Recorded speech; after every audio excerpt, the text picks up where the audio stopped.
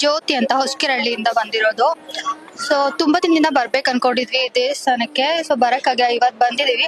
ಒಳಗಡೆ ಎಂಟ್ರಿ ಆದ ತಕ್ಷಣ ಏನೋ ಒಂಥರ ಪಾಸಿಟಿವ್ ವೈಬ್ ಅನಿಸ್ತು. ಬಟ್ ತುಂಬಾ ಜನ ಬಂದು ಹೇಳ್ತಾ ಇದ್ರು ಕಾಯಿ ಕಟ್ಟಿದ್ರೆ ಅನ್ಕೊಂಡಿರೋದು ಆಗತ್ತೆ ಅಂತ. ಸೊ ನಾವ್ ಕಾಯಿ ಕಟ್ಟಿಲ್ಲ, ಫಸ್ಟ್ ಟೈಮ್ ನೋಡ್ಕೊಂಡು ಹೋಗೋಣ ಅಂತ ಬಂದ್ವಿ. ಏನೋ ಒಂಥರ ಅದು ಇದಾರೆ ಅನ್ನೋ ನಂಬಿಕೆ, ರಾಯರಿದ್ದಾರೆ ಅನ್ನೋ ನಂಬಿಕೆ ಸ್ವಲ್ಪ ನಮ್ಗೆ ತುಂಬಾ ಸ್ಟ್ರಾಂಗ್ ಆಗಿ ಅನ್ಸುತ್ತೆ ಇಲ್ಲಿ ಬಂದ ತಕ್ಷಣ. ಯಾರು ಬಂದಿಲ್ಲ ಪ್ರತಿಯೊಬ್ರು ಬಂದು ವಿಸಿಟ್ ಮಾಡಿ ಒಂದ್ಸಲ. ಖಂಡಿತ ಅನ್ಸುತ್ತೆ ಸರ್, ಯಾಕಂದ್ರೆ ನಾನ್ ಹೇಳಿದ್ನಲ್ಲ ಫಸ್ಟ್ ಟೈಮ್ ಬಂದಿದ್ದು, ನಮ್ಗೆ ಏನೋ ಒಂಥರ ಅದು ಹೇಳ್ಕೊಳಕ್ ಆಗಲ್ಲ, ಆತರ ಒಂದು ಫೀಲ್ ಆಯ್ತು ನನ್ಗೆ. ಇದಾರೆ ರಾಯರು ಅನ್ನೋದೊಂದು ನಂಬಿಕೆ. ನಾನು 8ನೇ ಕ್ಲಾಸಿಂದ ಭಕ್ತ, ರಾಯರ ಭಕ್ತ. ಆಕ್ಚುಲಿ ಈ ಒಂದು ವರ್ಷದ ಈಚೆಗೆ ರಾಯರ ದೇವಸ್ಥಾನ ಫುಲ್ಲು ತುಂಬಿದೆ.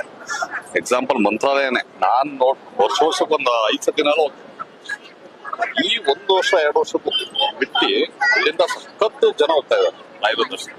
ದೇವಸ್ಥಾನ ಮಂತ್ರಾಲಯ ಹೋಗ್ತಿದ್ವಲ್ಲ 5 ನಿಮಿಷ ದರ್ಶನ ಆಗಿ ಆಚೆ ಬಂದ್ಬಿಡ್ತಿದ್ವು. ಈಗ ಆಗಲ್ಲ, ಈಗ ದೊಡ್ಡ ಇದೆ.